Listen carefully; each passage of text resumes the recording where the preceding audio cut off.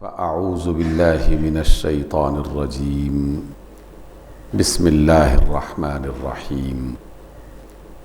اعلموا أنما الحياة الدنيا لعب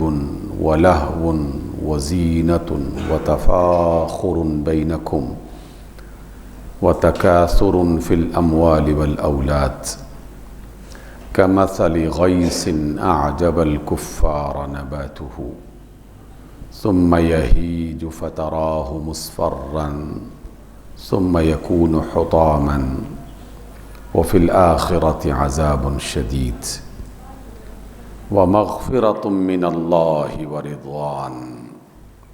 وما الحياة الدنيا إلا متاع الغرور صدق اللہ مولانا العظیم۔ سامعین محترم، سورۃ الحدید کی آیت نمبر 20 اسی مضمون کی بہت سی آیات قرآن مجید کی صورتوں میں موجود ہیں، کیونکہ اس میں جو مضمون پیش کیا گیا ہے وہ ہماری دنیا کی زندگی کا ایک بہت بنیادی مضمون ہے، اور اس بات کو جب بھی کوئی شخص، کوئی معاشرہ، کوئی قوم نظر انداز کرتی ہے تو اللہ تعالیٰ پھر اسے ذلت میں، پریشانی میں، مصیبتوں میں مبتلا کرتے ہیں۔ جب تک یہ مضمون یاد رہتا ہے کسی فرد کے ذہن میں، اس کے دل و دماغ میں، کسی جماعت اور کسی گروہ کے اندر،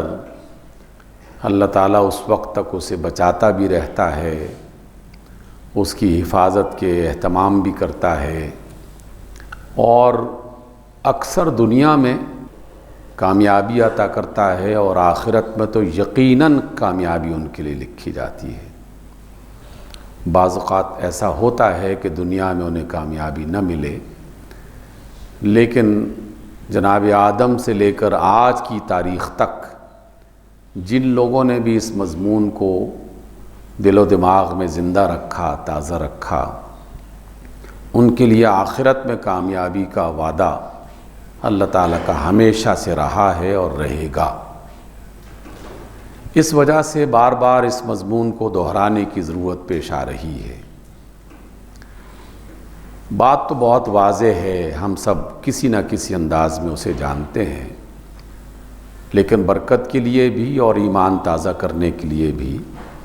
سورۃ الحدید کی آیت نمبر 20 اور اس کی بعد کی آیات بھی ہمیں پڑھتے رہنا چاہیے۔ تو چلیے آج کی اس ملاقات میں اس آیت کو ایک بار پھر پڑھتے ہیں۔ اللہ فرماتے ہیں اعلموا، جان لو۔ یہ لفظ بذات خود کافی ہے انسانوں کو خبردار کرنے کے لیے کہ یہ بات ہم عام سی اور سادہ سی نہیں کر رہے، بلکہ اچھی طرح اس بات کو جان لو۔ اعلموا انما الحیات الدنیا، کہ دنیا کی زندگی۔ اور دیکھیے، جب ہم دنیا کی زندگی کہتے ہیں تو دنیا سے مراد پوری زمین کی زندگی نہیں ہے، بلکہ دنیا کی زندگی ہر انسان کی وہ زندگی ہے جو اللہ رب العزت نے موت سے پہلے مہلت عمل کی صورت میں اسے دے رکھی ہے۔ یہ دنیا تو لاکھوں برس سے قائم ہے، تو دنیا کی زندگی لاکھوں برس کی نہیں ہے۔ حقیقت میں ہر فرد کی اپنی ایک دنیا ہے، اور اس کی زندگی چند گھنٹوں سے لے کر چند سال تک یہی اس کی دنیا ہے۔ میرا اگر انتقال کل ہو جائے تو میری دنیا کل ختم ہو جائے گی، اور کسی فرد کا انتقال اس سے پہلے ہو چکا تو اس کی دنیا اس سے پہلے ختم ہو چکی۔ میری دنیا میری عمر ہے، مجھے دی جانے والی مہلت ہے، مجھے دی جانے والی زندگی ہے جو اللہ رب العزت نے میری پیدائش سے بھی پہلے لکھ دی ہے۔ تو اس اعتبار سے بڑا آسان ہے ہم سب کو سمجھنے کے لیے کہ مشرق اور مغرب میں جو بھی طوفان آئیں، جو بھی زلزلے برپا ہوں، جو بھی انقلابات سامنے ہوں، کتنے ہی لوگ برباد ہو رہے ہوں، آباد ہو رہے ہوں، جنگیں ہوں، امن و صلح ہو، یقیناً اس کے بارے میں جاننا چاہیے، لیکن اس سے زیادہ اہم اپنے بارے میں جاننا ہے کہ مشرق میں انقلاب آ گیا، ٹھیک ہے، اچھی بات ہے، اچھا انقلاب ہے تو اچھی بات ہے، برا انقلاب آیا تو بری بات ہے، لیکن اس کا میری زندگی سے کوئی بہت گہرا تعلق نہیں ہے۔ میری زندگی میرے روز اول سے لے کر میری موت تک وہ میری زندگی ہے، وہ میری دنیا ہے۔ جس شخص نے اپنی زندگی کو اور اپنی دنیا کو بہتر بنانے کا سوچ لیا تو آہستہ آہستہ اس کی یہ سوچ، اس کا یہ خیال اس کے آس پاس کی دنیا کو بھی بہتر بنانے لگے گی، اور یہ پھر سلسلہ پھیلنا شروع ہو جاتا ہے۔ اللہ کا نظام ایسا ہی ہے، اس کی مادی دنیا کا نظام بھی ایسا ہی ہے، اور اس کی انسانی دنیا کا نظام بھی ایسا ہی ہے۔ مادی دنیا میں تو ہم اکثر تجربہ کرتے رہتے ہیں، دیکھتے رہتے ہیں۔ جیسے ہی مری کے پہاڑوں پر برف گرتی ہے تو یہاں کا درجہ حرارت گر جاتا ہے، اس لیے کہ آس پاس کی دنیا میں جو بھی ماحول اللہ تعالیٰ نے بنا رکھا ہے، اس کا جو نظام کائنات ہے، اس کا یہ اصول ہے کہ آگ جلے گی تو آس پاس تپش اور حرارت میں اضافہ ہو جائے گا، برف پڑے گی تو آس پاس میں سردی اور درجہ حرارت میں کمی خود بخود آنا شروع ہو جائے گی۔ بالکل اسی طریقے سے ہم اس کا مشاہدہ اپنے گھروں میں بھی کرتے ہیں۔ مجھے اگر کچھ نیکی کرنے کا اللہ تعالیٰ نے موقع دے دیا ہے تو اس میں ایک بہت بڑا اثر گھر میں والدین کا، گھر میں رہنے والے افراد کا، گھر کے اندر کے ماحول کا، جن اداروں میں پڑھے وہاں کے اساتذہ کا، انسان ایک دوسرے سے اثر قبول کرتا ہے۔ اس لیے آج کی اس مجلس کا پہلا پیغام اور پہلا سبق، جو اگرچہ ہمیشہ دہرایا جاتا ہے لیکن تازہ کر لیجئے، کہ میری دنیا کا تعلق میری زندگی کے ساتھ ہے۔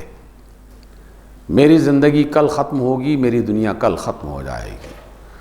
اس کے بعد یہاں نون کی حکومت آ جائے، قاف کی حکومت آ جائے، جیم کی حکومت آ جائے، مجھے کیا اس سے؟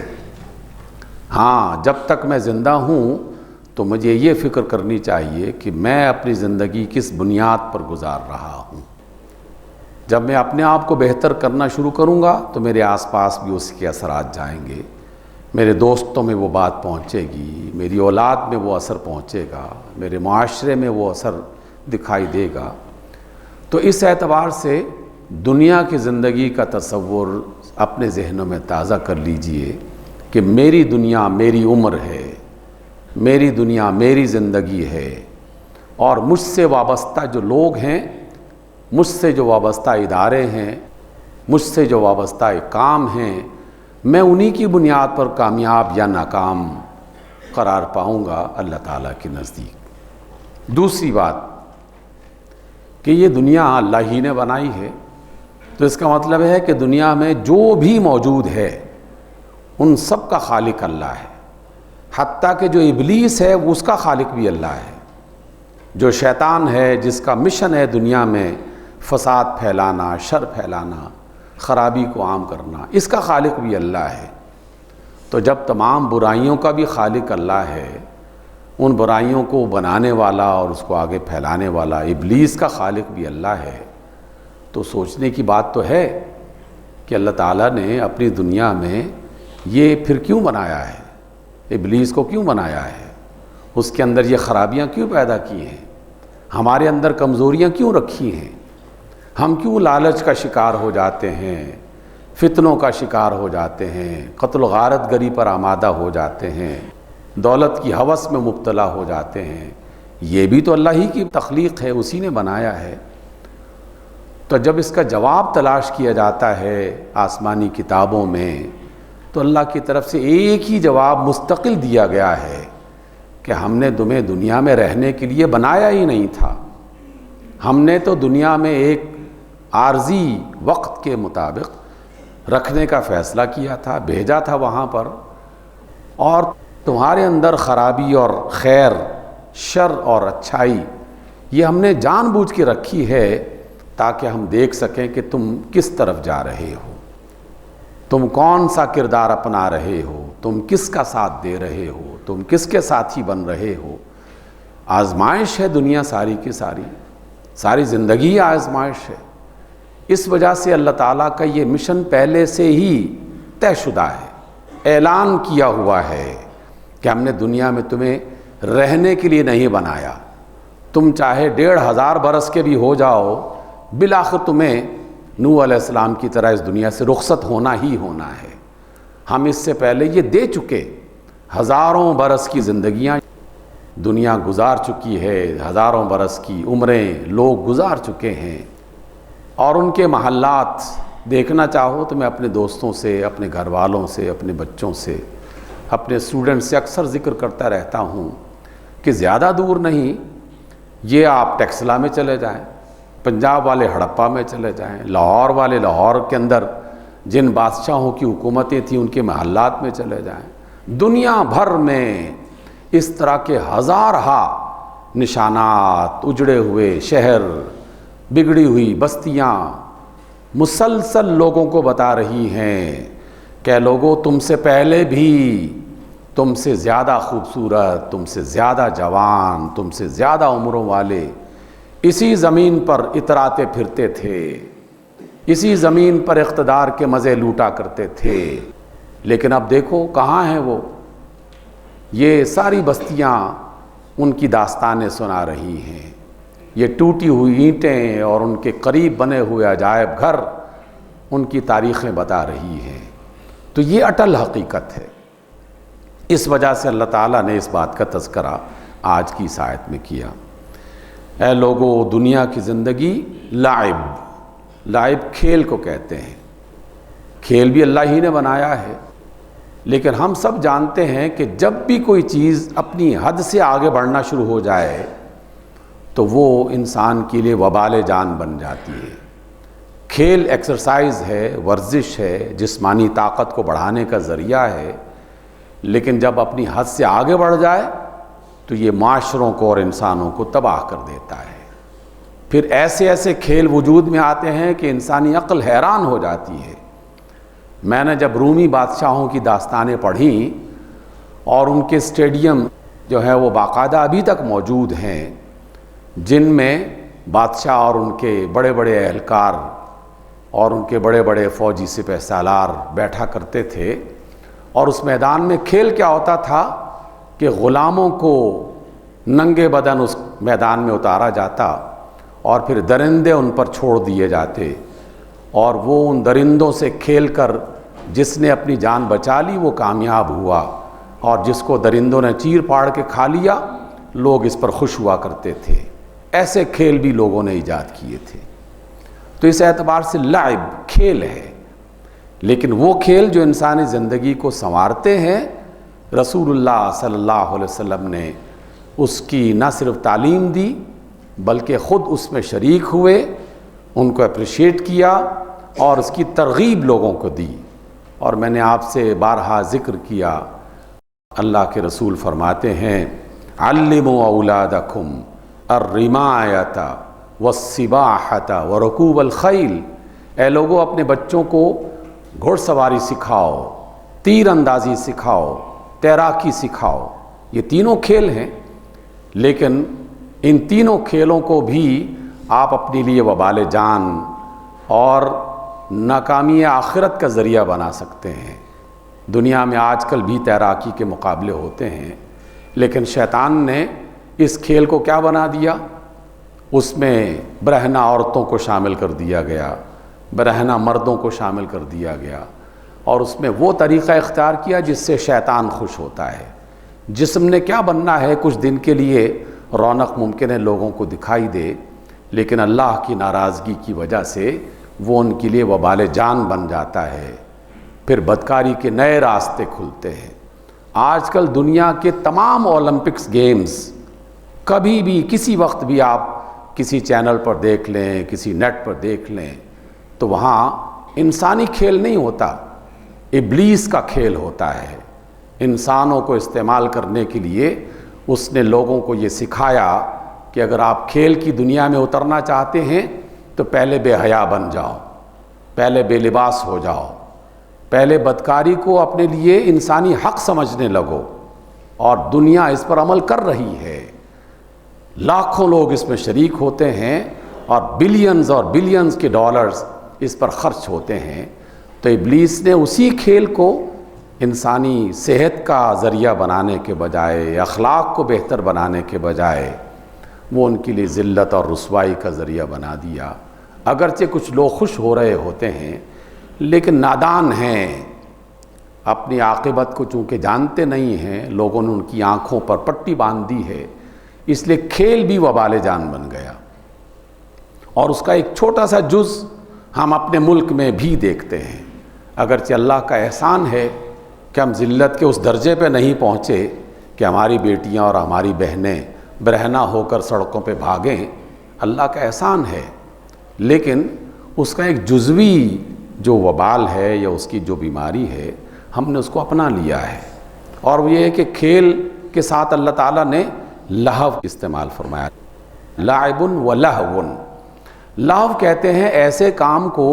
جس میں انسان غافل ہو جائے، جو اس نے اصلی کام کرنے ہیں، زندگی کے جو اہم کام کرنے ہیں ان سے وہ غافل ہو جائے۔ کیا میں اور آپ نہیں جانتے کہ جیسے ہی کرکٹ کا میچ شروع ہوتا ہے تو ہماری قوم غفلت کے اس دائرے میں پہنچ جاتی ہے کہ اچھے خاصے پڑھے لکھے لوگ بھی کئی گھنٹے بیکار بیٹھ کے صرف کھیل دیکھ رہے ہیں، اور پھر اس میں جوا بھی شامل ہو جاتا ہے، پھر اس میں شرطیں بھی شامل ہو جاتی ہیں، پھر اس میں دیگر جو لوازمات ہیں وہ بھی شامل ہو جاتے ہیں۔ کھیل سے اللہ نے منع نہیں کیا، اللہ کے رسول نے بھی منع نہیں کیا، لیکن ایسا کھیل جس سے انسان غافل ہو جائے۔ ہمارے بچے اور ہم سب جب بچے تھے تو پڑھنے میں جی ویسا ہی نہیں لگتا تھا، لیکن جیسے ہی میچز یہ شروع ہوتے ہیں تعلیمی ادارے بند ہو جاتے ہیں، دفتروں میں کام ختم ہو جاتا ہے، گھروں کے اندر سلسلے کچھ اور شروع ہو جاتے ہیں۔ تو اللہ نے کھیل سے منع نہیں کیا، لیکن لعب اور لہو دونوں کو اکٹھا کیا جائے تو ایسا کام جس سے انسان غافل ہو جائے اپنے اصل کاموں سے، نہ نماز کی فکر، نہ روزے کی فکر، نہ کسی اور دنیا کے کاموں کی فکر، حتیٰ کہ اپنی مادی دنیا میں بھی انسان غفلت کا شکار ہو جاتے ہیں۔ اللہ نے فرمایا کہ دنیا کی زندگی ہے ہی ایسی، شیطان اس کو ایسا ہی بنا دیتا ہے، اور فرمایا کہ وزینۃ، پھر زینت جس کو آپ کسی بھی شکل میں دیکھنا چاہیں تو اس میں ہم سب لوگ کس کس انداز میں مبتلا ہیں۔ اسلام آباد میں تو ہم یہ منظر اکثر دیکھتے رہتے ہیں، بے شمار علاقوں میں، سیکٹرز میں ہم نے دیکھا ایک اچھی خاصی عمارت، ایک اچھا خاصا مکان بنا ہوا ہے، بڑا خوبصورت، لیکن چند دنوں کے بعد پتہ چلتا ہے کہ گرا دیا گیا ہے، کیونکہ نیا ڈیزائن سوچا جا رہا ہے، نئے ڈیزائن سے اس کو بنایا جائے گا، تو انسان اس کے پیچھے لگ جاتا ہے۔ وہ یہ نہیں دیکھتا کہ اسی شہر میں ایسی بستیاں بھی موجود ہیں جہاں لوگوں کو 3 وقت کا کھانا نہیں ملتا، ایسی بستیاں بھی موجود ہیں جس میں رہنے والوں کو سردیاں گزارنا مشکل ہو جاتا ہے، اسی شہر میں ایسے لوگ بھی رہتے ہیں جنہیں بنیادی تعلیم اور بنیادی صحت کی سہولتیں میسر نہیں ہیں، لیکن اپنے مکان گرا کر نئے ڈیزائن بنا کر، یہ انسان کی سرشت میں ایک ایسا جذبہ ہے جسے شیطان ابھارتا ہے، اور زینت کا وہ پہلو اس کے اندر پیدا کرتا ہے کہ آدمی خرچ کرتے کرتے فضول خرچی کے درجے میں چلا جاتا ہے، خرچ کرتے کرتے اپنے مال کو برباد کرنا شروع کر دیتا ہے، اور اسے انسانی زندگی کی سہولت اور انسانوں پر رحم، یہ جذبہ ختم ہو جاتا ہے۔ رسول اللہ صلی اللہ علیہ وسلم نے باقاعدہ دعا سکھائی، اچھا گھر بنانے سے منع نہیں کیا بلکہ اسی ترغیب دی، اور اللہ سے دعا سکھائی، اپنے اللہ سے دعا کرو اے اللہ کے بندو کہ اللہ ہمیں کھلا گھر عطا کر، کشادہ گھر، یہ رسول اللہ کی دعا ہے۔ لیکن معاشرے میں جب ایک دوسرے سے آگے بڑھنے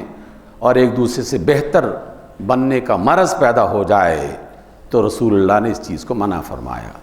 بستی سے گزر رہے تھے، گلی سے، کیا دیکھتے ہیں کہ ایک شخص نے 2 منزلہ مکان بنا رکھا ہے، پورا مدینہ 1 منزلہ گھر اور وہ 2 منزلہ گھر بنا ہوا تھا۔ آپ علیہ السلام نے پوچھا کس کا ہے؟ بتایا گیا کہ فلاں صحابی کا ہے۔ آپ کے چہرے پر ایک ناگواری سی ظاہر ہوئی، کچھ نہیں کہا۔ لوگوں نے بتایا کہ اللہ کے رسول اور ہم یہاں سے آج گزرے تھے، تمہارے مکان کو دیکھ کر اللہ کے رسول کے چہرہ بدل گیا تھا، کچھ ناگواری سی ظاہر ہوئی۔ صحابی آئے اور اوپر والی منزل گرا دی۔ کہا گیا کہ اللہ کے رسول نے منع تو نہیں کیا تھا۔ انہوں نے کہا کہ بس اللہ کے رسول کے چہرے پر ناگواری کافی ہے اس بات کے لیے کہ اللہ کے رسول کو یہ کام پسند نہیں آیا۔ اس میں بنیادی نقطہ 2 منزلہ مکان بنانے کا نہیں ہے، اس میں بنیادی نقطہ ہے دوسروں سے زیادہ بڑھ کر اپنے آپ کو زیادہ بہتر اور زیادہ اچھا بنانے کی اور سمجھانے کی کوشش کرنا کہ ہم بڑی شے ہیں، ہمارے پاس زیادہ دولت ہے۔ فخر اور غرور اور تکبر کی وہ شکل جو انسانی دماغ کو خراب کرتی ہے، رسول اللہ صلی اللہ علیہ وسلم نے در حقیقت اس کی مذمت فرمائی ہے۔ وگرنہ اچھا گھر یہ تو اللہ کے رسول صلی اللہ علیہ وسلم کی تعلیم ہے، جیسے میں نے ذکر کیا۔ اور ایک بار میں نے آپ سے شاید ذکر کیا ہو، کچھ لوگوں کے ذہن میں موجود ہوگا کہ رسول اللہ صلی اللہ علیہ وسلم غریب آدمی نہیں تھے۔ یہ ہماری سیرت کی کتابوں میں یا ہمارے واعظین اور مولوی حضرات نے بار بار لوگوں کو بتا دیا کہ اللہ کے رسول بڑے غریب آدمی تھے۔ کیسے غریب آدمی تھے؟ 9 گھر جس کے آباد ہوں، 9 بیویاں موجود ہوں، اور اکثر گھروں میں ایک اونٹنی موجود ہو دودھ دلانے کے لیے، پلانے کے لیے، اور زندگی کی ضرورت یقیناً وہ بھی پوری ہی کیا کرتے تھے، لیکن اس میں فخر نہیں ہوتا تھا، دوسروں کے مقابلے میں تکبر نہیں ہوتا تھا، فضول خرچی نہیں ہوتی تھی، 10 پکوان نہیں پکتے تھے، کیونکہ یہ چیز ضرورت سے آگے بڑھ کر مال کو انسان کے لیے زینت کا نام دے کر فضول خرچی کی طرف لے کے جاتا ہے۔ اللہ کے رسول صلی اللہ علیہ وسلم نے اس چیز کو پسند نہیں فرمایا تھا، وگرنہ اچھا کھانا اس کی ترغیب تو اللہ کے رسول نے خود فرمائی۔ میں نے سیرت کی جتنی بھی کتابیں پڑھی، اللہ کا شکر ہے کہ بہت کتابیں پڑھی، لیکن ایک بات ہمیشہ مجھے نظر آئی کہ رسول اللہ صلی اللہ علیہ وسلم نے ناشتہ کبھی نہیں چھوڑا، اور اکثر آپ کی خوراک میں شہد، دودھ، کھجور، جو، یہ 4 چیزیں ایسی ہیں جس کو میسر آ جائے وہ دنیا کا امیر ترین فرد ہوگا، صحت کے اعتبار سے بھی اور لذت کے اعتبار سے بھی۔ شہد کے مقابلے میں دنیا کا کوئی مشروب اتنا لذیذ اور اتنا صحت مند نہیں بنایا اللہ تعالیٰ نے۔ دودھ دنیا بھر کی زندگیوں کو، انسانوں کی نہیں جانوروں کی زندگیوں کو بھی قائم رکھنے کے لیے اللہ تعالیٰ نے جو سب سے بہترین مشروب بنایا ہے وہ دودھ بنایا ہے۔ اور باقی چیزوں کے بارے میں کیا کچھ کہا جائے، تو اس اعتبار سے دیکھا جائے تو اچھا کھانا کھانے سے منع نہیں کیا گیا، لیکن فضول خرچیاں، میں جان کی امان پاتے ہوئے یہ عرض کروں گا آج کی اس مجلس میں، ممکن ہے بعض سننے والے اس سے کچھ سبق حاصل کر لیں، بعض سننے والے پریشان ہو جائیں۔ دیکھیے ہمارے ہاں شادی بیاہ میں جو لوگ بہت مہنگی دعوتیں کرتے ہیں اور جو میریٹ اور پتہ نہیں کس کس اس میں بلاتے ہیں، انہیں ایک بار بیٹھ کر ضرور سوچنا چاہیے کہ اللہ تعالیٰ نے اگر دولت دے رکھی ہے تو کیا اس کا استعمال یوں ہونا چاہیے؟ ہاں، پورا پاکستان بہتر ہو جائے، خوشحال ہو جائے تو یقیناً جا کے میریٹ میں دعوت کیجیے، لیکن اللہ کے رسول کا فرمان یاد رکھیے کہ جس کا پڑوسی بھوکا ہو اور وہ خود پیٹ بھر کے کھا رہا ہو، اللہ کی قسم وہ مومن نہیں ہے۔ تو پڑوسی تو بستیوں والے بھی ہیں نا، پڑوسی تو شہروں والے بھی ہیں نا، ان کو بھی دیکھنا چاہیے۔ پوری زندگی کا نظام بدل جاتا ہے اگر قرآن اور رسول صلی اللہ علیہ وسلم کو صحیح طریقے سے پڑھا جائے، انسانوں کے سوچنے کا انداز بدل جاتا ہے، اور قرآن یہی چاہتا ہے کہ ہم اپنی زندگی کے سوچنے کے انداز کو بدل دیں۔ اللہ فرماتے ہیں کہ یہ سب زینت ہے، تفاخر ہے، ایک دوسرے سے آگے بڑھنے کا ایک رجحان ہے، وَتَكَاثُرٌ فِي الْأَمْوَالِ وَالْأَوْلَادِ، اپنی اولاد اور اپنے مال میں اضافہ کرنے کا رجحان ہے۔ دنیا کی زندگی ایسی ہی ہے، لیکن مکمل کیا اللہ نے اپنی اس آیت کو کہ لوگوں اس کی مثال بس ایسی ہی ہے کہ جیسے کسی کھیت میں آپ نے فصل کو دیکھا خوب لہلہا رہی ہے اور لوگ دیکھ کر خوش ہوتے ہیں۔ کسان تو بطور خاص خوش ہوتا ہے کہ دیکھو ہمارے کھیت کتنے شاداب ہیں، لیکن چند دنوں کے بعد وہ پیلا ہونا شروع ہو جاتا ہے کھیت، اور جب وہ پیلا ہوتا ہے تو سب کو پتہ چل جاتا ہے کہ اب یہ کھیت اجڑنے والے ہیں۔ اس میں سے اناج گھروں میں پہنچتا ہے، گھروں سے پیٹ میں پہنچتا ہے، پیٹ سے گندی نالیوں میں پہنچ جاتا ہے، زندگی پھر واپس اپنی اسی ڈگر پہ۔ تو دنیا کی زندگی ایسے ہی ہے۔ سامعین گرامی، میں اپنی بات کو آخری جملے میں دہراتا ہوں۔ اللہ نے یہ دنیا بنائی، دنیا کو خوبصورت بنایا۔ اللہ نے دنیا کی زندگی بسر کرنے کے لیے نعمتیں بنائیں، نعمتیں استعمال کرنے کا ہمیں حکم دیا، لیکن یہ فرمایا کہ فخر اور غرور میں مبتلا نہ ہو جاؤ، چیزوں کو ضائع مت کرو، فضول خرچی میں نہ جاؤ، اور کسی کھیل کود میں اس طرح مبتلا نہ ہو جاؤ کہ برائیوں کے راستے کھلنا شروع ہو جائیں۔ اللہ تعالی ہماری اس دنیا کو ہمارے لیے باعث رحمت بنائے، اور آنے والی دنیا کو ہمارے لیے باعث فلاح اور کامیابی بنائے۔ اقول قولی ھذا واستغفر اللہ لی ولکم۔